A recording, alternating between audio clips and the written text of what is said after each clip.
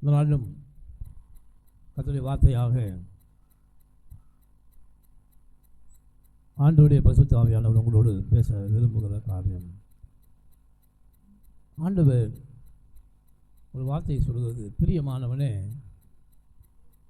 உன் ஆத்துமா வாழ்வது போல நீ எல்லாவற்றிலும் வாழ்ந்து சுகமாக இருக்க விரும்புகிறேன் என்று பரிசுத்த ஆவியானவர் நம்மிடத்தில் இந்த வார்த்தையின் மூலமாக பேசுகிறார். நீ எல்லாவற்றிலும் வாழ்ந்து சுகமாக இருக்க வேண்டும். கர்த்தருடைய மனதிலே நம்மை குறித்து தேவனுடைய திட்டம் என்னன்னா, நாம் செழிப்பாக இருக்க வேண்டும். சுஜிகாரி உட்காருங்க, ஒரு இடத்துல உட்காருங்க. நீங்களாம் பெரிய பிள்ளையாட்டிங்க, வார்த்தைகளை கேட்க ஆரம்பிங்க. நாம் செழிப்பாக இருக்க வேண்டும். இந்த செழிப்பை குறித்து நாங்கள் பேச போகிறோம். தொடர்ந்து 1-2 வாரங்கள் நாம் எதை பேசுகிறோமோ அதை கர்த்தர் நமக்கு தருகிறார். அல்லேலூயா. நாம் வாயை திறந்து எதை பேசுகிறோமோ அதை பேசுகிற உன் வாயின் வார்த்தையின்படி உனக்கு ஆக கடவுது. நாம் தியானிக்க போகிறோம் இந்த நாட்களில் நம்முடைய செழிப்பு. கர்த்தர் செழிப்பை குறித்து என்ன விரும்புகிறார்? இந்த ஒரு வார்த்தை போதும். நீ எல்லாவற்றிலும் வாழ்ந்து சுகமாக இருக்க வேண்டும் என்று நான் விரும்புகிறேன். கர்த்தர் விரும்புகிறார். நாம் செழிப்பாக இருக்க வேண்டும் என்று கர்த்தர் விரும்புகிறார். பாருங்கள், ஆபிரகாமை தேவன் அழைத்தார். அழைத்த தேவன் ஆபிரகாமை என்ன செய்தார்? பொன்னும் வெள்ளியுடைய சீமானாய் அவரை மாற்றினார். அப்போ கர்த்தர் நம்மை தெரிந்து கொள்வதற்கு மிக முக்கிய காரணம் என்னன்னா, நம்ம பாடல் பாடினோம், கர்த்தரை தெய்வமாக கொண்ட ஜனம் பாக்கியம் உள்ளது. அது அப்பத்திற்கு இறங்கி தெரிவதில்லை, அது நடுவழியில் நின்று போவதில்லை, ஒரு நாளும் அது வெட்கப்பட்டு போவதில்லை. அப்போ தேவனுடைய விருப்பம்னா, என்றைக்கு கர்த்தரை நாம் தெரிந்து கொண்டோமோ அன்றிலிருந்து நம்முடைய வாழ்க்கையில் ஆண்டுடைய வார்த்தை செயல்பட ஆரம்பிக்கிறது. அந்த வார்த்தை சொல்லுகிறது, நீ வாளாகாமல் தலையாவாய், நீ கீழாகாமல் மேலாவாய். ஆண்டவரோடு நாம் இணைந்து விட்டால் அவருடைய ஆசீர்வாதத்துக்கு அந்த வார்த்தை நம்மை கூட்டி செல்கிறது. அப்போ ஆபிரகாம் சாதாரண மனிதனாய் தேவன் காட்டிய பகுதிக்கு சென்றான். முடிவிலே அவன் எப்படிப்பட்டவனாக இருந்தானா? பொன்னும் வெள்ளியுடைய சீமானாக இருந்தான். யாக்கோபு 2 பரிவாரங்களுடைய மனிதனாக மாறினான். ஈசாக்கு அந்த தேசத்தில் விதை விதைத்தான், 100 மடங்கு ஆசீர்வாதங்களை பெற்றுக்கொண்டான். இப்போ இவர்களெல்லாம் ஏன் வேதத்தில் எழுதி வைத்திருக்கிறது என்று பார்த்தோம்னா, இவர்களெல்லாம் எந்த நிலைமையிலிருந்து எந்த நிலைமைக்கு உயர்ந்தவர்கள். யாக்கோபை குறித்து சொல்லும்போது வெறும் கோலும் கையுமாக அவன் போகிறான். ஆபிரகாமும் அப்படி தான் போகிறான், ஈசாக்கும் அப்படி தான் போகிறான். ஆனால் அவருடைய முடிவு எப்படி இருக்குது? சம்பூர்ணமாக இருக்கிறது. ஹல்லேலூயா. அப்போ தேவனோடு இணைந்தவர்கள் அவருடைய முடிவு எப்படி இருக்கணும்? செழிப்பாக இருக்கணும். ஹல்லேலூயா. அதை நாம் விரும்ப வேண்டும். அநேகர் சொல்லுவாங்க, செழிப்பாக கர்த்தருக்குள்ளே நாம் செழிப்பாக எப்படி பாஸ்டர் இருக்கிறது? ஆண்டவருடைய விருப்பம் நீங்கள் செழிப்பாக இருக்கணும். பிரியமானவனே, உன் ஆத்துமா என்றென்றைக்கும் வாழ்வது போல நீயும் வாழ்ந்து செழிப்பாக இருக்க வேண்டும் என்று தேவன் விரும்புகிறார். அப்போ செழிப்பை குறித்து நம்முடைய என்ன எப்படி இருக்கணும்னா, நான் தேவனுக்காக என்னவாக இருப்பேன்? இந்த ஜனங்களை பார்க்கிற அனைவரும் இவர்கள் கர்த்தரால் ஆசீர்வாதம் பெற்ற சந்ததி என்று அறிந்து கொள்ள வேண்டும். அல்லேலூயா. இப்போ செழிப்பு எப்படி வரும்? இந்த செழிப்பு எப்படி வரும்னா, இன்றைக்கு என்னிடத்தில் எதுவுமே இல்லை. இன்றைக்கு நம்மிடத்தில் நாம் துவங்கி இருக்கிறோம். ஆரம்பம் அற்பமாக இருக்கிறது. நாம் துவங்கி இருக்கிறோம் நம்முடைய வாழ்க்கையை கர்த்தருக்குள்ளே. துவக்கத்திலே நமக்கு அநேக தேவைகள் இருக்கிறது, பொருளாதார தேவைகள் இருக்கிறது, பிரச்சனைகள் இருக்கிறது, அநேக காரியங்கள் நம்மிடத்தில் இல்லை. ஆனாலும் என்றைக்கு தேவனோடு இணைந்து விட்டோமோ தேவனை போல நாமும் பேசணும். தேவனை போல என்ன செய்யணும்? ஏனென்றால் தேவனை குறித்து வேதம் சொல்கிறது, அவர் இல்லாதவைகளை இருக்கிறது போல அழைக்கிற தேவன். ஹல்லேலூயா. வானம் பூமி உண்டாக கடவுள் என்று கர்த்தர் சொன்னார். பூமியானது ஒழுங்கின்மையும் வெறுமையுமாக இருந்துச்சு. அதை மாற்றினார். எப்படி? தம்முடைய வார்த்தையினாலே அதை மாற்றினார். நம்முடைய வாழ்க்கையில் இருக்கிற வெறுமையை, ஒழுங்கின்மையை நம்முடைய வார்த்தை தான் மாற்ற முடியும் என்று நான் நம்பணும். ஹல்லேலூயா. என்னுடைய வார்த்தை தான் நான் மாற்ற முடியும்.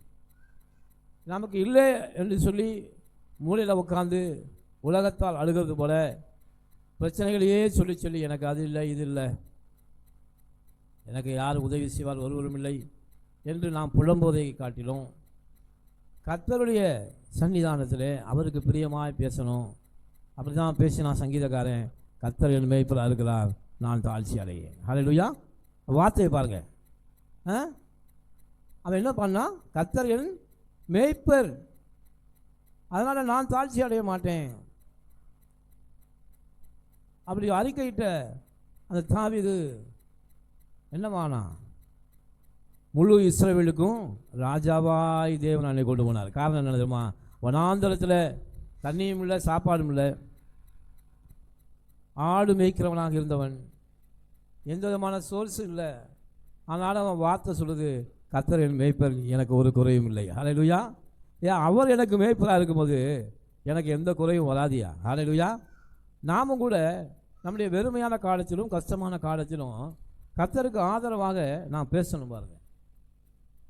ஏனென்றால் நம்முடைய ஆவியில் நம்முடைய விருப்பங்கள், எண்ணங்கள் நாம் எப்படி ஆக போகிறோம் என்பதை நம்ம முதலாவது நம்முடைய ஆவியில் அதை கலக்கணும். ஆவியில் கலக்கிறது என்ன? ஆவி என்பது என்ன? பேச்சு. பேச்சில் ஒரு மனுஷன் நான் இப்படி வருவேன், நான் ஐஸ்வரனாக மாறுவேன், நான் ஐஸ்வரனாக வருவேன், கர்த்தர் என்னை ஆசீர்வதிப்பார், இன்றைக்கு இப்படி இருக்கேன் ஆனால் நான் உயர்த்தப்படுவேன், நான் ஆசீர்வதிக்கப்படுவேன், நான் ஆசீர்வதிக்கப்பட்டுவேன் என்று நீங்கள் எப்பொழுது உங்களுக்கு இல்லாமல் இருக்கும்போது பேசுகிறீங்களோ அப்பொழுது கர்த்தர் அந்த வார்த்தையை கனம் பண்ணுகிறார். ஹல்லேலூயா. அப்பொழுது அந்த வார்த்தை என்ன செய்கிறாரு? கனம் பண்ணுகிறார். பாருங்க, இருக்கிறதை பார்க்காத, இல்லாத தேவனுடைய மகத்துவத்தை பாருங்கள். நாம் காண முடியாத அந்த தேவனுடைய வல்லமை, அவருடைய தேவத்துவம், அவருடைய பரிபூரணம், அவருடைய ஐஸ்வர்யம், இவைகளை பார்க்கும்படி கர்த்தர் நம்மை அழைத்திருக்கிறார். ஹல்லேலூயா. உலகத்தால் வேணா இல்லாததை குறை கூறிக்கொண்டே இருப்பாங்க, இல்லை இல்லை இல்லை இல்லை. ஆனால் கர்த்தருடைய பிள்ளைகள் எப்போவுமே இல்லை என்ற வார்த்தையை சொல்லக்கூடாது. ஹல்லேலூயா. இல்லை என்ற வார்த்தையை சொல்லக்கூடாது. எனக்கு எல்லாம் நிறைவாக இருக்கிறது. எல்லாம் எப்படி இருக்கு? நிறைவாக இருக்கிறது. பாருங்க, ஆதாமும் ஏவேலும் ஏதேன் தோட்டத்தில் இருக்கும்போது பிசாசு வந்து என்ன நினைச்சான்? அவருடைய அந்த தோட்டத்தை பறித்து கொள்ள வேண்டும் என்று நினைத்தான். அங்கே இருக்கிற ஆளுகையை நாம் பற்றி கொள்ள வேண்டும், அந்த ஏதேன் தோட்டத்தை நாம் சுதந்திரிக்க வேண்டும், இவங்களை எப்படியாவது வெளியில் அனுப்பணும். ரெண்டு பேர்த்தையும் கர்த்தர் கூட இவ்வளவு ஆசீர்வதித்து வச்சிருக்காரு. அதற்காக தான் உள்ளே வந்தான். உள்ளே வந்து அவங்களோட பேசினான், இவங்களும் பேசினாங்க, இவங்களும் தவறி விட்டார்கள். முடிவில் என்ன நடந்தது? அந்த ஏதேன் தோட்டத்தை பிசாசு எடுத்துக்கிட்டானா? யார் எடுத்துக்கிட்டா? அந்த ஆசீர்வாதம், நமக்குரிய ஆசீர்வாதத்தை பிசாசு எடுத்துக்கொள்ளவே முடியாது. ஹல்லேலூயா. கர்த்தர் என்ன செய்தார்? அந்த தோட்டத்தை ரெண்டு பேர்கிட்ட பிடுங்கி அவர் பாதுகாப்பில் வச்சு ஒரு காவல் வைத்து அதை பாதுகாத்து வந்தார் என்று நாம் பார்க்கிறோம். ஹல்லேலூயா. அன்பு தேவனுடைய பிள்ளைகளே, கர்த்தருடைய ஆசீர்வாதம் நீங்கள் சுதந்திரிக்கிறேன்னா அது உங்களுக்காக எப்பொழுதும் கர்த்தருடைய கரத்தில் இருந்து கொண்டே இருக்கிறது. ஹல்லேலூயா. ஐயோ இன்னைக்கு கிடைக்கல நினைக்காதீங்க. கர்த்தருடைய ஆசீர்வாதம் ஐஸ்வர்யத்தை தரும், அதனுடைய அவர் வேதனையை கூட்டார். அப்போ ஆண்டவருடைய பிள்ளைகள் செழிப்பாக இருக்க வேண்டும் என்று, செழிப்பாக இருக்க வேண்டும் என்று தேவனுடைய விருப்பம். அந்த விருப்பத்தை நிறைவேற்றுவது நம்முடைய கடமை. ஹல்லேலூயா. அப்போ நம்ம செழிப்பை தேடி எப்படி நான் செழிப்பாக இருக்க வேண்டும்? யாக்கோபு லாபான்கிட்ட வேலை பார்க்கும்போது அவனுக்கு பல முறை சம்பளத்தை மாற்றினான். இந்த குட்டி அதிகமாக பண்ணப்ப இதுதான் ஏன் சம்பளம் அப்படின்னா, ஆண்டவர் யாக்கோபு எந்த நிறமுள்ள குட்டியை எனக்கு வேண்டும் என்று சொன்னானோ அந்த குட்டிகளாக ஆடுகள் ஈன்றது. காரணம் என்னன்னா கர்த்தருடைய அனுக்கிரகம். ஹல்லேலூயா. ஆண்டவர் சொல்றாரு, உன் கையின் பிரயாசங்களை நான் ஆசீர்வதிப்பேன், நீ கையிட்டு செய்கிற சகல வேலைகளிலும் என் ஆசீர்வாதத்தை கட்டளையிடுவேன். அப்போ நீங்கள் கையிட்டு செய்கிற வேலைகளில் தேவனுடைய ஆசீர்வாதம் இருக்குது. அதை நீங்கள் விசுவாசித்து நீங்கள் தீர்மானம் எடுத்து, யாக்கோபு பாருங்கள், தன் 2 மனைவிகளுக்காக 14 வருஷங்களை செலவழித்து கடுமையாக உழைத்தான். கடுமையாக உழைத்ததுக்கு அப்புறம் தான் அவனுக்கு 2 பரிவாரங்கள் வந்தது. அவன் சோர்ந்து போய் இருக்கவில்லை. அவன் 2 பரிவாரம் கூடவனாக எப்படி மாறினான்? கடினமாக அவன் உழைத்தான். அவனே ஒரு உலக சொல்கிறான், இரவு பகல் கண் நான் தூங்கிய எத்தனை வருஷம் ஆச்சியா? ஏன் அவன் நினச்சிருந்தா தூங்கியிருக்கலாம். யாருடைய ஆடுகள்? லாபானுடைய ஆடுகள். எவன் ஆடு எனக்கு போனா என்ன? எவன் ஆட்டை எந்த நரியோ சிங்கமோ தூக்கிட்டு போனால் எனக்கு என்னையா? நான் வேலை பார்க்குறேன், நான் படுத்து தூங்குறேன் என்று அவன் தூங்கவில்லை. அவன் விழிப்பாக இருந்தான், ரொம்ப கவனமாக இருந்தான். அதனால் பாருங்க, அவன் தன் வேலைகளை அசதியாயிருப்பவனை கண்டால் நீதிமொழிகள் அவருக்கு அவன் தன் வேலையில் அசதியாக இல்லை. ஏன் தெரியுமா? எப்படியாவது அவன் ஒரு பொருத்தனை பண்ணிட்டு வந்தான். வரும்போது, ஆண்டவரே, நான் வெறும் கோலும் கையுமாக என் மாமாட்ட போகிறேன். இந்த தூணை நிறுத்தி அவன் சொல்கிறான், நான் போய் திரும்பி வரும்போது நீ என்னோடு கூட இருந்து, என் தகப்பனுடைய தேவனாகிய கர்த்தர் என்னோடு கூட இருந்து என்னை ஆசீர்வதித்து என்னை பழகவும் பெருகவும் பண்ணினார். இந்த தூண் தேவனுக்கு வீடாக மாறும். நான் சம்பாதித்த எல்லா பணத்திலும் தசம பாகத்தை நான் உனக்கு கொடுப்பேன் என்று அவன் ஒரு ஆணையிட்டு போனான். அங்கே போய் தேவனுக்கு இதெல்லாம் கொடுக்க போகிறோமே, தேவனுக்கெல்லாம் எல்லாமே செய்ய போகிறோமே அப்படின்னு அவன் அசால்ட்டாக இல்லை. தேவனுக்கு ஆணையிட்டதை நிறைவேற்ற வேண்டும் என்று. புரிஞ்சா?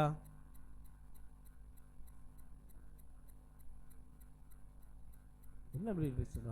ஓரம் உட்காருங்க, வெளியில் போய் விளையாடுங்க.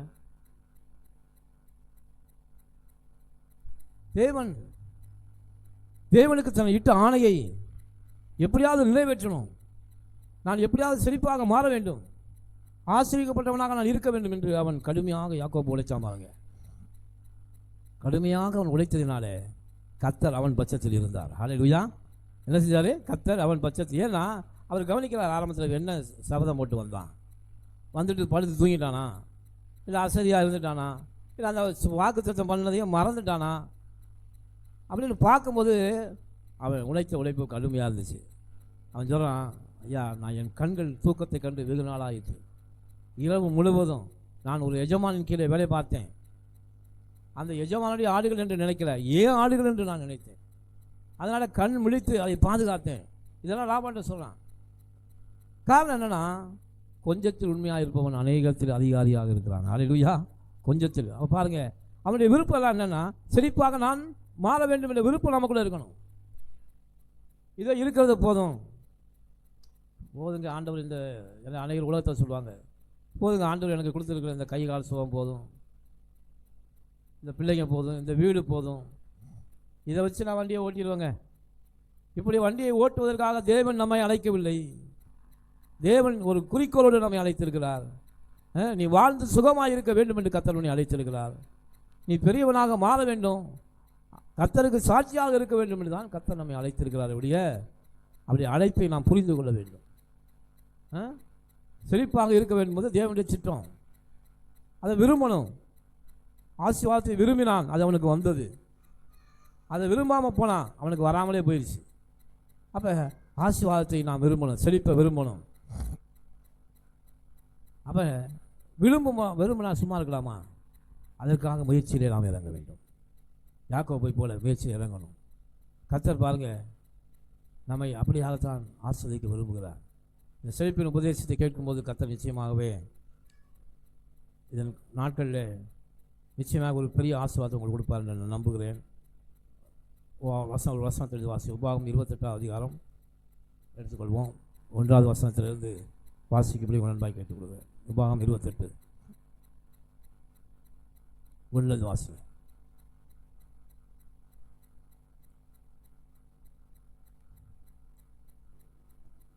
இன்று நான் உனக்கு விதிக்கிற உன் தேவனாகிய கர்த்தரின் கட்டளையின்படியெல்லாம் செய்ய நீ என்னவா இருக்கணுமா? அப்போ இந்த செழிப்பாக இருக்க வேண்டும் அப்படின்னா ஆண்டவர் ஒரு ஒரு பிரின்சிபிள் வச்சுருக்கார். ஏனென்றால் கர்த்தருடைய வார்த்தையை யார் கேட்டு கவனமாய் கேட்டு அதன்படி நடக்கிறார்களோ அவர்களை கர்த்தர் நிச்சயமாகவே ஆசீர்வதிக்கிறார். அதனால் ஆண்டவர் இங்கே சொல்கிறாரு, இன்று நான் உனக்கு விதிக்கிற இந்த கட்டளைகளெல்லாம் செய்வதற்கு நீ கவனமாக இருந்தீன்னா உனக்கு நான் என்னென்ன செய்ய போகிறேன், உன்னை நான் எப்படிலாம் ஆக்க போகிறேன், நீ என் வழிகளில் நடக்கும்படி நீ கவனமாக இரு. அசால்ட்டாக இருக்கா அவன் வாழ்க்கையில். அது சொல்லுவார், ஒரு சிங்கர் சொன்னார், இன்வெஸ்ட்மெண்ட். இன்று நாம் கர்த்தரை தேடுவது ஒரு நாளே நமக்கு ஆசீர்வாதத்துக்கு இன்வெஸ்ட்மெண்ட் பண்ணுறோம். ஏன்னா கர்த்தரை தேடுவர்களுக்கும் ஒரு நன்மையும் குறையப்படாது. இன்றைக்கி அசால்ட்டாக இருந்துட்டு நாளை பின்ன ஆண்டவரை வந்து தேடினோம்னா இன்றைக்கு நாம் இன்வெஸ்ட்மெண்ட் பண்ணாதான் நாளைய பொழுது நமக்கு நன்றாக அமையும். அல்லேலூயா, ஆசீர்வாதமாக அமையும். அதனால தான் இன்றைய பொழுதை தேவனுக்கு நாம் கொடுக்கணும். பாருங்கள், ஆண்டவர் சொல்ல, நீ கவனமாக இருக்கும்படிக்கு வாசிங்க. அவர் சத்தத்திற்கு உண்மையாய் நீ செவி கொடுப்பாயானால் உன் தேவனாய கர்த்தர் பூமியில் உள்ள சகல ஜாதிகளிலும் உன்னை மேன்மையாக வைப்பார். எல்லாரும் சொல்லுவோம், தலையில் கையை வச்சு கூட சொல்லுங்கள், கர்த்தர் என்னை பூமியில் உள்ள சகல ஜனங்களை காட்டிலும் மேன்மையாக வைப்பார். அல்லேலூயா. அப்போ ஆண்டோடைய வார்த்தையை சபையில் கேட்க வருகிற பிள்ளைகள் எல்லாரும் சும்மா பொழுதுபோக்காக இங்கே வரல, ஏதோ இங்கே வச்சு கொட்டடிச்சு ஏதோ பாட்டு பாடிக்கிட்டு இருக்காங்க என்று அநேகர் நினைத்து கொண்டிருக்கிறார்கள். ஆண்டவர் சொல்றாரு, இந்த வார்த்தையை நீ கேட்டால் தானே அதுபடி நடக்க முடியும். முதலாவது கேட்பதற்கு நாம் இங்கே வரணும், அதுதான் கீழ்ப்படிதல். அப்போ கேட்பது, நீ கேட்டு கவனமாக நடந்தினா இந்த பகுதியில் இருக்கிற எல்லாரை காட்டிலும் உன்னை நான் மேன்மையாக வைப்பேன் என்று கர்த்தர் சொல்றார். அல்லேலூயா. உன்னை நான் மேன்மையாக வைப்பேன். ஏன்னா என் வார்த்தைக்கு நீ கவனமாக செவி கொடுக்குற. காதுள்ளவன் கேட்க கடவன். வார்த்தையை கேட்கலன்னா எப்படி செவி கொடுக்க முடியும்? முதலாவது கேட்கணும், அப்புறம் தான் செவி கொடுக்க முடியும். அப்போ கேட்பதற்கு நாம் வந்திருக்கிறோம், நிச்சயமாக செவி கொடுப்போம். சகல ஜனங்களில் உன்னை நான் மேன்மையாக வைப்பேன் என்று கர்த்தர் சொல்றார். அப்போ என்னது? செழிப்பாக வைப்பேன் என்று கர்த்தர் சொல்றார். 2வது வசனத்தை வாசிங்க. நீ உன் தேவனாகிய கர்த்தரை சத்தத்திற்கு செவி கொடுக்கும்போது, இப்பொழுது நான் கீழே எந்தெந்த ஆசீர்வாதத்தை சொல்லணும் அது மேல் வந்து பலிக்கும் கர்த்தருடைய வார்த்தைக்கு. அப்போ முதலாவது நாம் கர்த்தருடைய வார்த்தையை கேட்கணும், அப்புறம் அதை என்ன செய்யணும்? அசை போடணும், தியானிக்கணும், அதுக்கப்புறம் ஆவியில் வைக்கணும். இப்போ வார்த்தையை கேட்குறோம், ஆண்டவர் சொல்றாரு, நான் உன்னை ஆசீர்வதிப்பேன்னு சொல்றாரு. அப்போ அந்த வார்த்தையை கேட்டு அதை நமக்குள்ளே வச்சு, அது நமக்குள்ளே வைக்கும் போது என்ன நடக்குது? நம்முடைய ஆவியிலே அது கலந்துருது. அது கலக்கணும். இன்றைக்கு இந்த வார்த்தையை கேட்டுட்டு வீட்டில் போய் தடாபுடான்னு சண்டை போடக்கூடாது. அநேகர் பாருங்கள், இங்கே வீட்டில் வார்த்தையை நல்லா செழிப்பான வார்த்தையை கேட்டு வீட்டுக்குள்ளே போனோன்னே என்ன அது இல்லை இது இல்லை டமார்னு அது இப்போ சட்டி பட்டியெல்லாம் பறந்துக்கிட்டு இருக்கோம். இங்கே இருக்கிற நிலைமை அங்கே தலையிடாக மாறிடுச்சு. காரணம், இந்த வார்த்தையானது ஆவியிலே கலக்கவில்லை, தியானிக்கவில்லை. அப்போ ஆவியில் கலந்துருச்சுன்னா வீட்டில் போய் எதுவுமே இல்லைனா காட்டிலும், பாத்திரத்திலே அரிசி இல்லைனாலும், அத்திமரம் துளிர் விடாமல் போனாலும், திராட்சை செடி பலன் கொடுக்காமல் போனாலும், நான் பேசுகிற வார்த்தை நம்பிக்கையான வார்த்தையாக இருக்கணும். அதுதான் ஆவியிலே கலப்பது. அல்லேலூயா. உள்ள அங்கே வீட்டுக்குள்ளே போனவுடனே என்னங்க அது இல்லை இது இல்லை, அரிசி இல்லை, சோறு இல்லை, காய் இல்லை, ஒன்றும் இல்லை, இன்றைக்கி என்ன கறி இல்லை என்று ஆப்போசிட்டாக பேசக்கூடாது. அப்படின்னா ஆவியில் அந்த வார்த்தைகள் கலக்கவில்லை, தியானிக்கவில்லை. இதை பேசாமல் எல்லாம் எனக்கு நிறைவாக இருக்கிறது, இருப்பதை வைத்து நான் நிறைவாய் சாப்பிடுவேன், கர்த்தர் என்னை ஆசீர்வதிப்பார், நான் இப்படியே இருக்க மாட்டேன், நான் வாழாகாமல் தலையாவேன் என்று நீங்கள் பேசுனீங்கன்னா கர்த்தர் தம்முடைய கிரியையை உங்களிடத்திலே வெளிப்படுத்துவார். ஹல்லேலூயா. அப்போ கவனமாக கேட்கணும், சத்தத்துக்கு செவி கொடுக்கணும், அவருடைய வார்த்தையை நாம் கவனமாக கேட்கணும். அப்பொழுது என்னுடைய வாழ்க்கை செழிப்பாக மாறும். ஆண்டவர் சும்மா இங்கே எழுதி வைக்கல, வானம் பூமி ஒளிந்து போனாலும் கர்த்தருடைய வார்த்தை ஒளிந்து போகாது. அவர் சொல்லியும் செய்யாது இருப்பாரோ, சொல்லி நிச்சயமாக செய்வார். ஹல்லேலூயா. அப்போ வார்த்தையை முதல்ல கேட்க வரணும், வர வேண்டும். இதுதான் நீங்கள் போடுற இன்வெஸ்ட்மெண்ட்டு. உங்களுடைய வாழ்க்கையின் பிற்பகுதிக்கு ஆண்டவர் சொல்ல, என்னோட சேர்க்காதவன் சிதறடிக்கிறான். இன்றைக்கி அநேகர் என்ன நினைக்கிறாங்க, கோயிலுக்கு போகவே வேணாங்க, என்னங்க கோயிலுக்கு போய் என்ன செய்ய, இன்வெஸ்ட்மெண்ட்டை இழக்கிறாங்க. ஹல்லேலூயா. அவர் வாழ்க்கையில் பிற்பகுதி எப்படி இருக்கும் அப்படின்னா வெறுமையாகத்தான் இருக்கும். நிச்சயமாக நான் சொல்ல கேட்டுங்க, அநேகரை நான் பார்த்துருக்கிறேன். இன்றைக்கு நான் கஷ்டப்பட்டு ஒரு காலத்தில் நாங்கள்லாம் எந்த வருமானமே இல்லாத சூழ்நிலை கூட ஒரு நாள் வாரம் கூட நாங்கள் சபைக்கு போகாமல் இருந்ததே இல்லை. ஹல்லேலூயா. எந்த சூழ்நிலை நடந்து கூட போயிருக்கோம். எத்தனையோ கிலோமீட்டர் நடந்து கூட சபைக்கு போயிருக்கோம். ஆண்டவர் அது சும்மா இல்லை, அதெல்லாம் இன்வெஸ்ட்மெண்ட்டாக எடுத்துக்கிட்டாரு. அதை நான் இன்வெஸ்ட் பண்ணுறேன். அந்த இன்வெஸ்ட்மெண்ட்டை கர்த்தர் மாற்றினார். இன்றைக்கி கர்த்தர் எங்களை செழிப்பாக வைத்திருக்கிறார். ஹல்லேலூயா. கர்த்தர் நிச்சயமாகவே ஆரம்பம் அற்பமானால் முடிவு சம்பவமாக இருக்குங்க. கர்த்தரை தேடுவதற்கு ஒரு நன்மையும் குறையப்படாது. ஆமென். கர்த்தரை தைரியமாக இந்த நேரத்தை போய் எங்கேயாவது வேலை செஞ்சு நம்ம சம்பாதிச்சு பெரிய பணக்காரன் ஆயிடலாம்னு கர்த்தருக்கு கொடுக்க வேண்டிய, எனக்கு தெரிஞ்ச ஒரு சகோதரர் அங்கே இருக்கார் தானியபுரத்தில். திடீரென்று பிசாசு அவர் காதில் ஏதோ சொன்னாங்கன்னா, நீ கர்த்தருக்கு எதுவுமே கொடுக்காத, கொடுக்கறதுனால தான் உனக்கு வருமா வந்து தரித்திரம் வந்துச்சுன்னு சொன்னாங்க. அவர் உடனே அப்படின்னா அது கொடுக்கறதுனால தான் அப்படி வருதோ என்று கொடுக்கறதே நிறுத்திட்டார். ஆனால் அவருடைய வாழ்க்கையில் இது வரைக்கும் எந்த மாற்றமும் இல்லை. அன்னைக்கு எப்படி இருந்தாரோ 10-15 வருஷம் கழித்து இன்றைக்கும் அதே சூழ்நிலையில் தான் இருக்காது. ஏனென்றால் மாற்றம் இல்லை. ஏன் மாற்றம் இல்லை? அவர் கர்த்தரை விசுவாசிக்கவில்லை, இன்வெஸ்ட்மெண்ட் பண்ணலை. பிசாசு ஏதேன் தொடர்ந்து வந்து ஓதுன மாதிரி அவர் காதில் ஓதிட்டான், கொடுப்பதை நிறுத்தி விட்டார். தேவனும் தன்னுடைய வாசலை அடைத்து விட்டார். ஹல்லேலூயா. அவர் எப்போ அவருடைய நிலத்தின் நெற்றி வேறு நிலத்தி ஒரு மனுஷன் பாருங்கள், செழிப்பாக இருக்கணும்னா நாம் எவ்வளவு கடினமாக உழைக்கிறது, கடினமாக உழைச்சி கஷ்டப்பட்டு மேலே வரணும். அது உண்மைதான் உலகத்தில். ஆனால் கஷ்டப்பட்டு மேலே வரலாம். ஆனால் ஒரு மனுஷன் செழிப்பாக இருக்கணும்னா கர்த்தருடைய அனுக்கிரகம் இல்லைன்னா எவனும் செழிப்பாக இருக்க முடியாது. ஹல்லேலூயா. கர்த்தரை தேடுவதற்கோ ஒரு நன்மையும் குறையப்படாது. அப்போ நான் செழிப்பாக இருக்க வேண்டும், கர்த்தருடைய அனுக்கிரகம். அவர் யாரை செழிப்பாக ஆக்க வேண்டும் என்று விரும்புகிறாரோ அவர்களைத்தான் செழிப்பாக மாற்றுகிறார். அது இல்லாமல் நாம் செழிப்பாக மாற முடியாது. உலகத்தில் இருக்கிற ஐஸ்வர்யம் நீங்கள் நினைக்கலாம், உலகத்தில் எத்தனை பேர் பெரிய பெரிய பணக்காரனாக இருக்கான், அது நிலையற்றது. பாருங்கள், இன்றைக்கி பெரிய பணக்காரனாக இருக்கான், 5000 கோடிக்கு சொந்தக்காரனாக இருக்கான், அடுத்த நிமிஷம் அவன் தரித்திரனாக மாறிவிடுகிறான். ஆனால் கர்த்தருடைய ஆசீர்வாதம் ஐஸ்வர்யத்தை தரும், அது நிலையான ஐஸ்வர்யம். ஹல்லேலூயா. பாருங்கள், இப்படி தான் கொடுத்தா என்ன ஆகும்? பிசாசுடைய வஞ்சனை அவளை தடுத்து விட்டது. அந்த மனிதன் இப்போதும் அப்படியே தான் இருக்கான். அதே புலம்பல், அதே கஷ்டம், அதே வேதனை. ஏனென்றால் கர்த்தருடைய ஸ்ட்ரீம் நீரோ ஓட்டத்தில் அவன் பங்கு பெறலை, விலகிட்டான். அப்போ ஆண்டவர் நம்மை செழிப்புள்ளவனாக மாற்ற வேண்டும் என்று தான் விரும்புகிறார். அப்போ ஆவியில் முதலாவது நாம் செழிப்புள்ளவனாக மாறணும்னா என்ன செய்யணும்? ஆவியில் நம்முடைய வார்த்தை கவனமாக இருக்கணும். நாம் பேசுகிற வார்த்தைகளில் அது இல்லை, இது இல்லை, தரித்திரம், வறுமை, இந்த வார்த்தையெல்லாம் கர்த்தருடைய பிள்ளைகள் என்ன செய்யணும்? தூக்கி எறிஞ்சிட்டு, ஆண்டவரே நீர் கொடுத்ததை நான் நிறைவாய் அனுபவித்து உண்மைக்காக சார்பாக நான் பேசுவேன், உம்மோடு கூட நான் பேசுவேன். நீர் என் மேய்ப்பர், எனக்கு எந்த குறைவும் இல்லை, என்னை குறைவை வைக்க மாட்டீங்க. எனக்கு இப்போ அரிசி இல்லாமல் இருக்கலாம், ஆனால் கண்டிப்பாக அரிசி ஒரு நாளில் மூட முடியாது எனக்கு வரும். ஹல்லேலூயா. ஏனென்றால் பிசாசுக்கு சாதகமாக பேசக்கூடாது, கர்த்தருக்கு சாதகமாக பேசணும். தாவீது என்ன பேசினான்? கர்த்தர் என் மேய்ப்பர் என்று எங்கே சொன்னான்? வனாந்திரத்தில் அவன் சொன்னான். என் சத்துருக்கள் கொண்டாக எனக்கு ஒரு பந்தியை ஆயத்தப்படுத்தி என் தலையை எண்ணெயினால் அபிஷேகம் பண்ணுவார், என் பாத்திரம் நிரம்பி வழி என்று சொன்னான். ஹல்லேலூயா.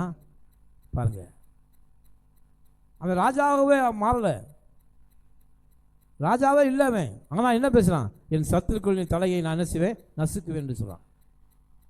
அப்போ கர்த்தருடைய பிள்ளைகள் எப்பொழுதுமே என்னவா எப்படி வரணும்? இல்லாததை இருக்கிறதை கண்டு வாழக்கூடாது. தேவனுடைய இல்லாத மகத்துவத்தை நினைத்து நாம் வாழும்போது கர்த்தர் நம்மை ஆசீர்வதிக்கிறார். ஹல்லேலூயா. அடுத்த வசனத்தை நீங்கள் வாசிங்க. நீ பட்டணத்திலும் ஆசீர்வதிக்கப்பட்டிருப்பாய், வெளியிலும் ஆசீர்வதிக்கப்பட்டிருப்பாய், வாசிங்க. உன் கற்பத்தின் கனியும் உன் நிலத்தின் கனியும் உன் மாடுகளின் பெருக்கமும் உன் ஆடுகளின் மந்தைகளும் ஆகிய உன் மிருக ஜீவன்களின் பலனும் ஆசீர்வதிக்கப்பட்டிருக்கும். அல்லேலூயா. பாருங்க, ஆண்டவருடைய வார்த்தையை கேட்டு நடக்கிற தேவனுடைய பிள்ளைகளுடைய வாழ்க்கையில் ஆண்டவர் எவ்வளவு பெரிய செழிப்பை சொல்றாருன்னா, நீ பட்டணத்திலும் ஆசீர்வதிக்கப்பட்டிருப்பாய், வெளியிலும் ஆசீர்வதிக்கப்பட்டிருப்ப.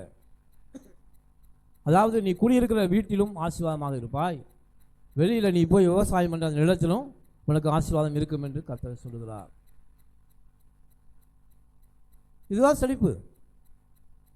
நீ எங்கே இருந்தாலும் ஆசீர்வாதம் உன்னை தேடி ஓடி வரும். நீ ஆசீர்வாதத்தால் நிரம்பி இருப்பாய். ஏன்னா நீ வார்த்தையை கவனமாக கேட்குற, சபைக்கு வர்ற, சபையில் வார்த்தையை கேட்குற, தேவனுடைய பாதுகாப்பு உனக்கு வருகை இருக்கு.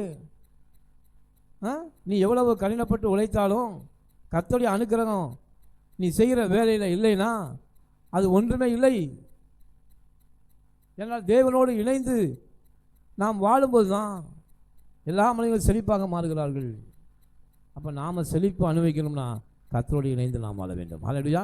அவருடைய சத்தத்துக்கு கவனமாக செவி கொடுக்கணும், கவனமாக செவி கொடுக்கணும். அப்பொழுது ஆண்டவர் சொல்றாரு, நீ பட்டணத்திலும் ஆசீர்வதிக்கப்பட்டிருப்பாய், வெளியில் நீ போனால் கூட ஆசீர்வாதம் வந்துக்கிட்டு தான் இருக்கும். உன் வயல்வெளியிலும் ஆசீர்வதிக்கப்பட்டிருப்பாய், உன் கற்பத்தின் கனியிலும் நிலத்தின் கனியிலும் மிருக ஜீவன்களின் பலனிலும் எல்லாவற்றின் மேலும் என்னுடைய ஆசீர்வாதம் உண்டாயிருக்கும் என்று கர்த்தர் சொல்றார். அல்லேலூயா. ஏன் ஆண்டவர் ஏன் இவ்வளோ பெரிய செழிப்பை கொடுக்கணும்? ஆண்டவர் இந்த வார்த்தையை கொடுத்துட்டு என்ன சொல்றாரு? கவனமாக நீ செவி கொடுத்தீன்னா இந்த ஆசீர்வாதங்கள் எல்லாம் உன் மேலே வந்து பலிக்கும். ஏன் இது இல்லாமல் ஆசீர்வதிக்கப்பட முடியாதா? ஆண்டவருடைய ஆசீர்வாதம் என்பது தேவனுடைய வார்த்தையை கேட்டு நடப்பவர்களுக்கு தான் அது நடக்குமே ஒழிய, தேவனுடைய வார்த்தையை விட்டு விலகி உலகத்திலே தாந்தோண்டித்தனமாக வாடுகளுக்கு ஒரு நாளும் தேவனுடைய ஆசீர்வாதம் இருக்காது. அது உலகத்தில் மனுஷராக இருந்தாலும் ரசிக்கப்பட்ட மனுஷராக இருந்தாலும் கர்த்தருடைய அனுக்கிரகம் இல்லை என்றால் எந்த மனிதனும் தேவனுக்கு முன்பாக பணக்காரனாக இருக்கும் ஐஸ்வரனாக மாற முடியவே முடியாது. எல்லா மனிதர்களையும் கர்த்தர் தான் செழிப்பாக மாற்றியிருக்கிறார். செழிப்பு என்பது வாழ்க்கையில் எந்த குறைவும் இல்லாமல் இருப்பது அல்ல. அவர் நீர்க்காலின் உரமாய் நடப்பட்டு தன் காலத்தில் தனியை கொடுத்து இலையுதலாக இருக்கிற மரத்தை போல் இருப்பான். அவன் செய்வதெல்லாம்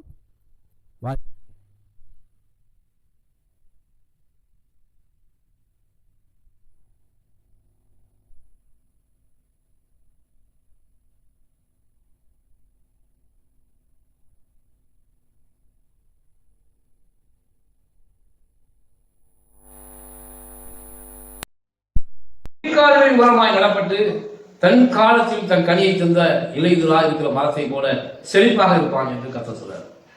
அப்ப நீர்க்கால்கள் என்பது என்ன? தேவனுடைய வார்த்தை, இந்த வார்த்தையை கேட்டு வாசித்து அது உள்ளத்துல வச்சு ஆண்டவர் என்ன சொல்றாரு? நீங்க அன்னைக்கு பலவீனமா உணர்ந்தீங்களா? ஆண்டு சொல்றாரு, பலவீனம் தன்னை பலவான் என்று சொல்லுவான், அவருடைய தளம்புகளால் குணமானவன் என்று சொல்லுங்க. நாம் ஆசிரியப்பட்டவன், நாம் தரித்திரன் அல்ல.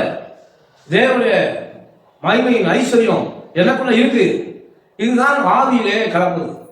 கர்த்தருடைய வார்த்தையை தியானித்து என்னுடைய ஆவியில அந்த வார்த்தையை கலக்கும் போது நாம் பேசுகிற பேச்சும் நம்முடைய செய்கிற செய்கையிலும் எல்லாவற்றிலும் தேவனுடைய ஆசீர்வாதம் நமக்கு உண்டாயிருக்கும். அல்லேலூயா. இப்படித்தான் நான் செழிப்பை நாம் பெற்றுக்கொள்ள வேண்டும். சண்டையை வீணான வார்த்தைகளை பேசி, வீணான சண்டைகளை போட்டு, வீணான காரியங்களை யோசித்து, அது இல்லை இது இல்லைன்னு சொல்லி நாம நம்முடைய பொழுது ஆண்டவர் நமக்கு கொடுத்த இந்த வாழ்நாட்களில் நாம் இழந்து போன எத்தனையோ ஆண்டவர் இல்லாம எத்தனையோ நாட்களை நாம் கழித்திருக்கிறோம். ஆண்டவருடைய ஆசீர்வாதம் இல்லாம எத்தனையோ நாட்களை கழித்திருக்கிறோம். ஆனால் கர்த்தர் நமக்கு கொடுத்த இந்த வாழ்நாட்களில் கர்த்தரோடு என்னோட சேர்க்கிறவர் சேர்க்காதவர் சிறடிக்கிறான். அவரோடு இணைந்து யாரெல்லாம் செயல்படுகிறார்களோ அவர்களெல்லாம் கர்த்தர் ஒரு நாளிலே உயர்த்தி ஆசீர்வதித்து அவர்கள் பேரை கர்த்தர் பெருமைப்படுத்துவார். அல்லேலூயா.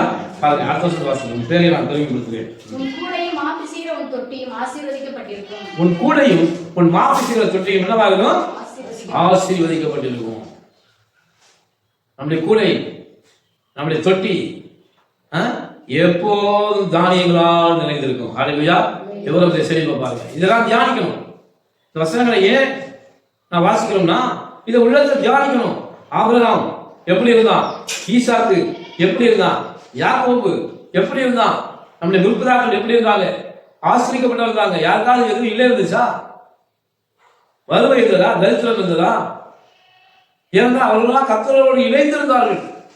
ஆபிரகாம் தேவனை விசுவாசித்தான், அதை அவர் நீதியாக எண்ணினார். அவன் விசுவாசித்தான். தேவனுடைய வார்த்தை ஈசாக்கு கேட்டான், நான் சொல்லுகிற தேசத்தில் நீ குடியிரு, நான் உன்னை பாழாக்காமல் தலையாக்குன்னு சொன்னார்.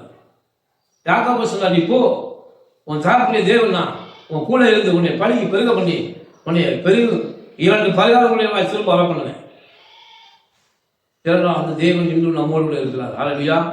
ஏன்னா அவங்க பாருங்க, நாம் எந்த அளவுக்கு விசுவாசிக்கிறோமோ அந்த அளவுக்கு தான் கர்த்தர் இருப்பார். அவர் மாறுபாடு உள்ளவனுக்கு மாறுபாடு உள்ளவனாக இருப்பார். எப்படி இருக்கார்? மாறுபாடு உள்ளவனுக்கு மாறுபட்டவனாக இருப்பார். நல்லவர்களுக்கு நல்லவராக இருப்பார், கெட்டவர்களுக்கு கெட்டவராக தான் ஆண்டவர் இருப்பார். மாறுபாடுகளுக்கு மாறுபாடாக இருப்பார். இப்போ நாங்கள் தேவன் என்னை ஆசிரிப்பார், நான் செழிப்பாக இருப்பேன் அப்படின்னு நீங்கள் வாயில சொன்னீங்கன்னா கர்த்தர் உங்களை செழிப்பாக மாற்றுவார். எனக்கு எதுவுமே தேவையில்லைங்க, இந்த இருக்கிற கஷ்டம் போதும் தெரியா, இதெல்லாம் போதும் அப்படின்னு சொன்னீங்கன்னா அது ஆண்டவர் அப்படியே தான் வாய் வார்த்தைப்படி உனக்கு ஆகிறது. அப்ப கர்த்தர் நம்மை அழைத்த நோக்கம் நாம் செழிப்பாக இருக்க வேண்டும். ஹல்லேலூயா. அப்போ ஒரு மனிதன் செழிப்பாக இல்லை என்றால் ஆபிரகாமுடைய ஆசீர்வாதம் இயேசு கிறிஸ்து மூலமாக இப்போ எனக்கு வந்திருக்கிறது என்று நாம் சொல்ல முடியாது. சொல்ல முடியுமா? ஆபிரகாமுடைய ஆசீர்வாதத்தை நாம் பெற்றுக்கொள்ளணும்னா தேவனுடைய வார்த்தையை கவனமாக கேட்கணும். ஒவ்வொரு வாரமும் நீங்க வார்த்தையை கேட்பது ஒரு பெரிய முதலீடு. உங்கள் வாழ்க்கைக்கு பிற்பகுதியிலே நீங்கள் செய்கிற முதலீடு தான் தேவனுடைய வார்த்தையை நீங்கள் கேட்டு அது கவனமாக கேட்டு அதுபடி நடப்பது. இந்த வார்த்தையை இழந்து போகக்கூடாது. எதை இழந்து போனாலும் தேவனுடைய வார்த்தையை விட்டு நாம் காதுகளை விளக்கக்கூடாது. இந்த வார்த்தை உன் வாயை விட்டு என்ன செய்யக்கூடாது? நியாயப்பிரமாண வார்த்தை உன் வாயை விட்டு பிரியாது இருப்பதாக. என்னைக்கு அதை வாயை விட்டு பிரிச்சியோ அன்னைக்கு பிசாசு பேசுற வார்த்தை தான் நம்மள வரும். இன்னைக்கு அநேகருடைய பிசாசு பேசுற வார்த்தையை தான் நாம் பேசிக்கிறோம். தேவனுடைய வார்த்தையை பேசுவோம். அடுத்த வசனத்தை வாசிங்க. நீ வருகையிலும் ஆசீர்வதிக்கப்பட்டிருப்பாய், போகையிலும் ஆசீர்வதிக்கப்பட்டிருப்பாய். உனக்கு விரோதமாக எழும்பும் சத்துருக்களை கர்த்தர் உனக்கு முன்பாக முறியடிப்பார். ஹல்லேலூயா. உனக்கு விரோதமா ஆண்டவர் இதுக்கு என்ன செய்யணும்? வார்த்தையை மட்டும் கவனமாக கேளு. ஏன்னா வார்த்தை தான் தேவன். அதுக்கு வார்த்தைக்கு செவி கொடு. இந்த வார்த்தையை கேட்டு நீ உள்ளத்துக்குள்ள ஸ்டாக் பண்ணி நீ வச்சிட்டீங்கன்னா, உன் ஆவியில கலந்து வச்சிட்டீங்கன்னா, அது தியானித்து ஆவியில நீ வச்சிட்டீங்கன்னா, உன் நாவு தரித்திரத்தை பேசாது, பொய்யை பேசாது, இல்லாததை பேசாது, பொறாமையாக பேசாது. தேவனுடைய வார்த்தையை, விசுவாசம் உள்ள வார்த்தையை மாற்றால் என்ன சொன்னான்? ஐயா என் தம்பி செத்து 4 நாள் ஆச்சு, இப்ப கடலை திறக்க சொன்னீங்க, அது 4மே என்று சொன்னான்.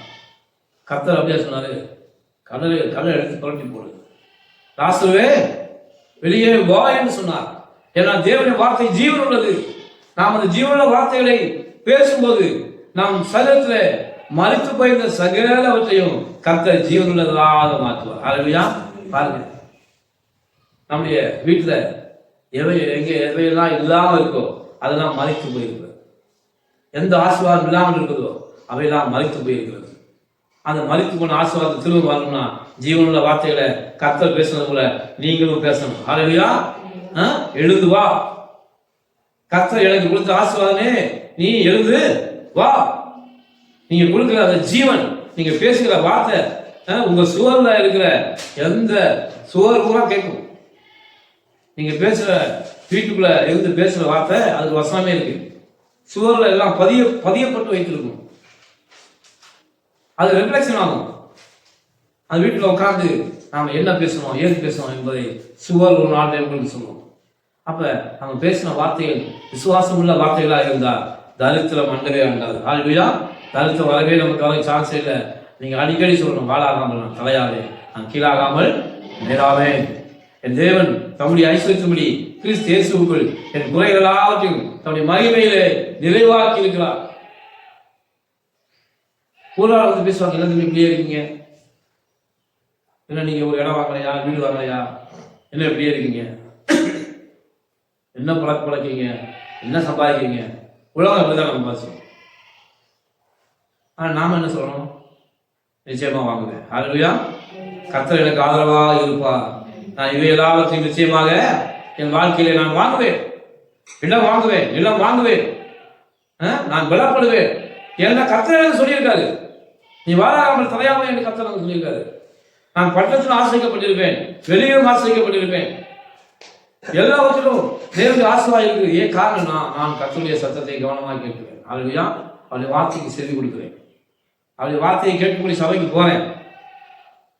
அந்த வார்த்தையானது எனக்குள்ளே இருந்து என் ஆவியிலே கலந்து அது ஒரு நாளும் எனக்கு வீணாக போகாது. அது அனுப்புகிற காரியமாய் வாய்க்கும்.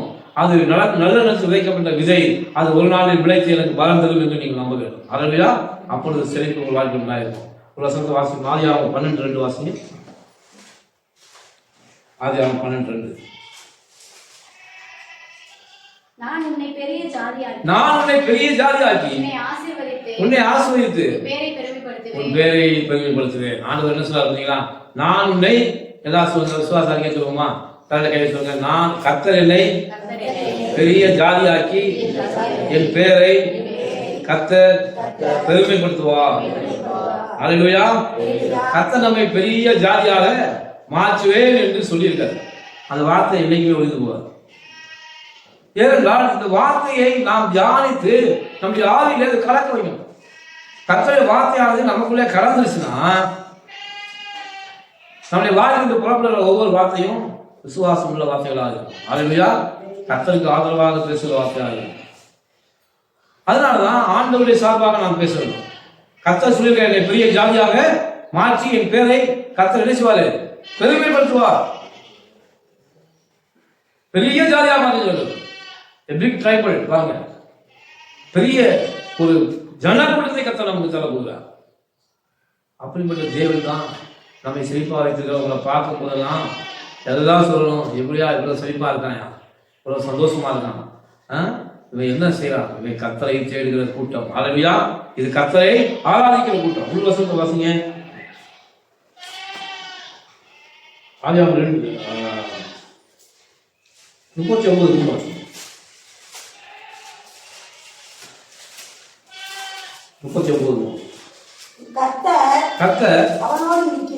கர்த்தர் அவனோடு இருக்கிறார் என்றும் அவன் செய்கிற யாவையும் கர்த்தர் வாய்க்க பண்ணுகிறார். ஹல்லேலூயா. சொல்லுவோம். அவசியம் வாழ்க்கை சொல்லுவோம். கண்ணு கேட்குமா? கர்த்தர் என்னோடு இருக்கிறார், நான் செய்கிற காரியம் எல்லாம் எனக்கு வாய்க்கும். கர்த்தர் என்னோடு இருக்கிறார், நான் செய்கிற காரியம் எல்லாம் எனக்கு வாய்க்கும். ஹல்லேலூயா. நாம ஒரு வேலை விஷயமா வெளியில போனோம்னா அப்ப நாம என்ன சொல்லிட்டு போனோம்? கர்த்தர் என் கூட வரேன்னு சொல்லியிருக்காரு, நான் செய்கிற காரியம் தான் எனக்கு என்ன செய்யும், வாய்க்கும் என்று நீங்கள் சொல்லிட்டு போனோம். இதுதான் கர்த்தருடைய பிள்ளை. இதுக்காக தான் கர்த்தர் நம்மை அழைத்திருக்கிறார். இந்த பூமியில எல்லாம் மாயத்தான், எதுவுமே பிசாசு வச்சு கண்களை மறைத்து வைத்திருக்கிறார்.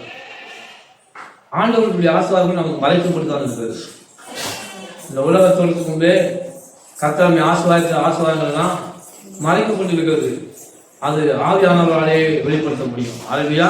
அதனாலதான் தேவனுடைய வார்த்தையை நம்முடைய ஆவியிலே கலக்கணும். அது ரொம்ப 28 அர்த்தம் வாசிக்கும். கர்த்தர் என் களஞ்சியங்களிலும் கர்த்தர் என் களஞ்சியங்களிலும் நான் கைக்கு செய்கிற எல்லா வேலையிலும். ஹல்லேலூயா. என் களஞ்சியங்கள். களஞ்சியம்னா என்ன?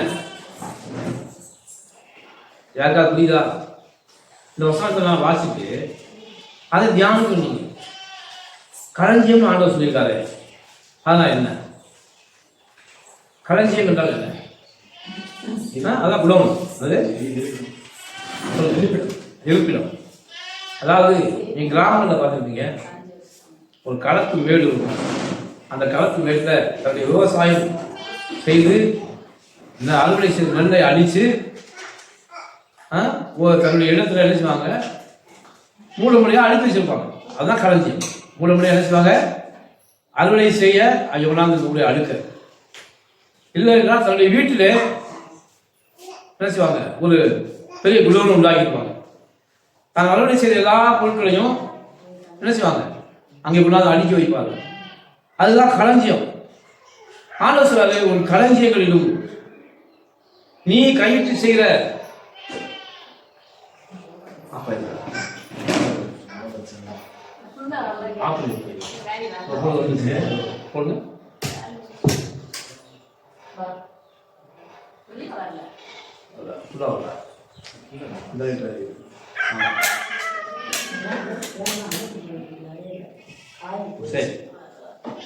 உன் களஞ்சியங்களிலும் நீ கைவிக்கிற சகல வேலைகளிலும் நான் ஆசீர்வாதத்தை என்ன செய்வேன், கட்டளை இடுவேன். கர்த்தர் சொல்ல. அப்ப களஞ்சியங்களிலே தேவனுடைய ஆசீர்வாதம் இருக்கும்.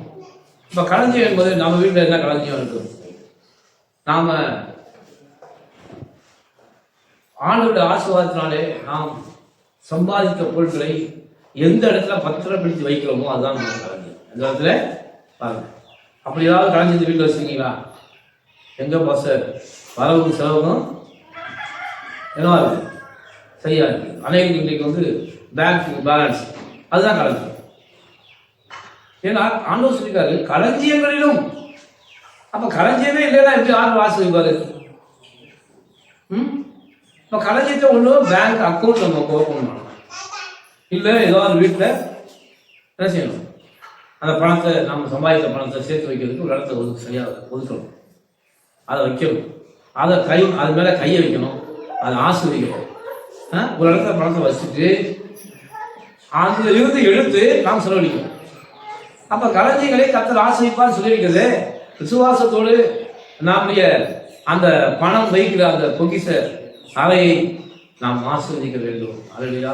அப்போ அந்த வார்த்தையை ஆண்டவருக்கு சொல்லணும், ஆண்டவரே உன் களஞ்சியங்களிலும் நீ கைவிட்ட சகல வேலையிலும் நான் ஆசீர்வாதத்தை கட்டளைன்னு சொன்னீங்களே. அப்பா என்னுடைய பணம் வைக்கிற இடத்துல இந்த இடத்துல இன்னைக்கு வேணா ஒரு 100 ரூபாய் 200 ரூபாய் இருக்கலாம், ஆனா ஒரு நாளிலே லட்சக்கணக்கான கட்டுக்கட்டான பணம் இதில் வந்து எனக்கு சேர வேண்டும். என் களஞ்சியத்தை ஆசிரியங்க. அதுதான் பொக்கிஷத்தின் வழி. அல்லேலூயா. அதுதான் சிரிப்புள்ள வார்த்தைகளை பேசுவது. அதை ஆசிரியர்கள் கைட்டு சகல வேலையிலும் ஜெபம் பண்ணுங்க. ஆண்டவரே நான் எந்த வேலை பார்க்க முக்கியம் இல்லை, ஒரு சாதாரண வேலை பார்க்கிற கூட இருக்கலாம், ஆனா அந்த வேலையில் கூட கர்த்தர்களை ஆசிரியத்து உயர்த்தாத தேவனாக இருக்கிறார். அல்லேலூயா. நிச்சயமாக உயர்த்துவார். அதனாலதான் செழிப்பு என்பது நம்முடைய வாழ்க்கையிலே மிகவும் முக்கியமான ஒரு காரியம். வாசிங்க என்னாகும் 23:20 வாசிங்க. என்னாகும் 23:20.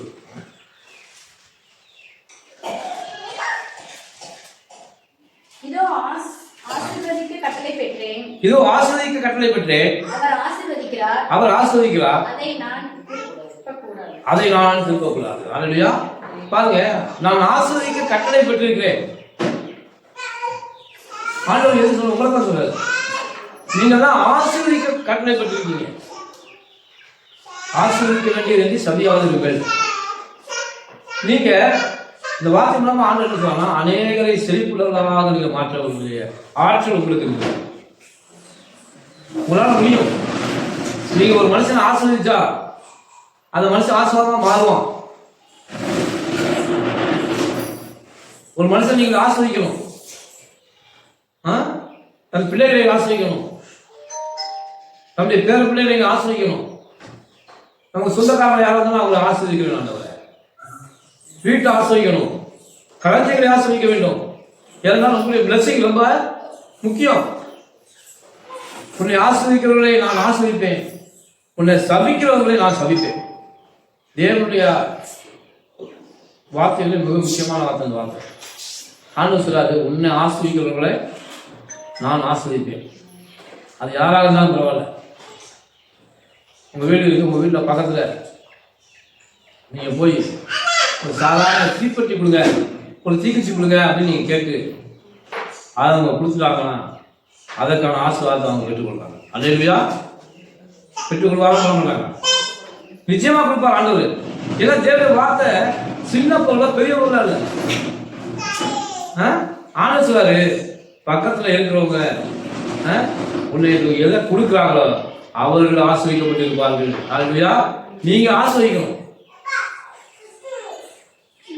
பக்கத்தில் இருக்கிற பார்த்து நாம என்ன செய்யக்கூடாது, பொறாமைப்படக்கூடாது. ஆண்டவரே நான் கேட்கணும்னு இந்த பொருளை கொடுத்தாங்க, இவர்களை நான் ஆஸ்வதிக்கிறேன். நான் ஆஸ்வதிக்கிறேன், இவர்களை ஆஸ்வதிங்க. அப்ப உங்களை ஆஸ்வதி.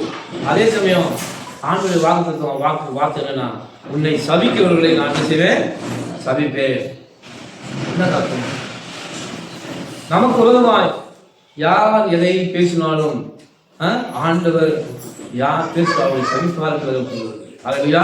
நம்முடைய ஆசீர்வாதத்துக்கு விரோதமாக யார் பேசினாலும் கர்த்தர் சபிப்பார். ஏன்னா கர்த்தர் ஆசீர்வாதம். அதனால செழிப்பை பெற்றுக்கொள்ள வேண்டும் என்று விரும்புங்க. யாக்கோபு போல.